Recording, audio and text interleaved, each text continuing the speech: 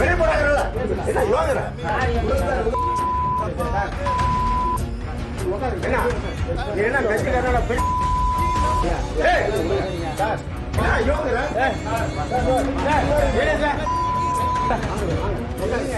திருவண்ணாமலை மாவட்டம் பெரணமல்லூர் வேளாண்மை அலுவலகத்தில் விதை உளுந்து வாங்கியதற்கு ரசீது கேட்ட விவசாயியை துறை அதிகாரி ஆபாசமாக திட்டி தாக்க முற்பட்டதாக விவசாயிகள் தெரிவித்துள்ளனர்.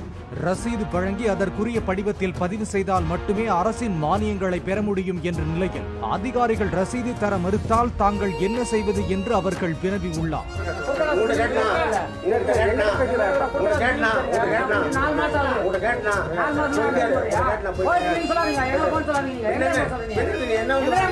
என்னென்ன பண்ற வெளியே போடாங்கல்ல என்ன யோகர